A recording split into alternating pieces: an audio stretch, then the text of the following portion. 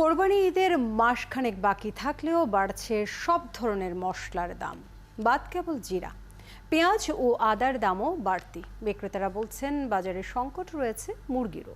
প্রতি কেজি দেশি মুরগি বিক্রি হচ্ছে 700 টাকায়, আর সোনালী মুরগি 370 থেকে 390 টাকায়। বিস্তারিত জানাচ্ছেন ফায়সাল রয়েল।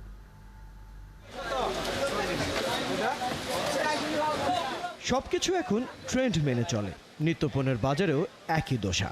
কোরবানি ঈদের বাকি মাস দুয়েক, আর এখন প্রতি বছরের মতো ট্রেন্ড মশলার দাম বাড়া।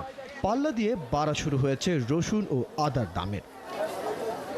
এলাচ, লবঙ্গ, দারচিনি, জয়ফল জয়ত্রী সহ সব রকমের মশলার দাম বাড়তির দিকে। প্রতি কেজি আমদানি করা আদা ও রসুন বিক্রি হচ্ছে 240 টাকা কেজি দরে। এদিকে এলাচের দাম কেজিতে প্রায় 1.5 গুণ বেড়েছে। মশলার যে হিসাবটা আপনি যে এলাচিটা আপনার 1400-1500 কিনে আনতাম, এটা কালকে কিনে আনছি 3000 টাকা। বাড়ছে বিশেষ করে আলু বোকরা, কিশমিশ, কাঠবাদাম, কাজু বাদাম, এলাচি 2200 টাকার এলাচি 3000 3100 টাকা, 1200 টাকার কাজু বাদাম 1400, 900 টাকার কাঠবাদাম 1200। তারপরে অন্যান্য জায়ফল জয়ত্রী সামনে তো কোরবানি, মশলার চাহিদা বাড়বে, দাম বাড়তেছে। এদিকে 7 দিন আগে খুচরা বাজারে সোনালী মুরগির কেজি ছিল 340 থেকে 360 টাকা। সপ্তাহের ব্যবধানে সেটি বেড়ে হয়েছে 370 থেকে 390 টাকা। পাকিস্তানিগুলো আর কি, পাকিস্তানি কক মুরগি যেগুলো, ওগুলো হচ্ছে আপনার 380 করে।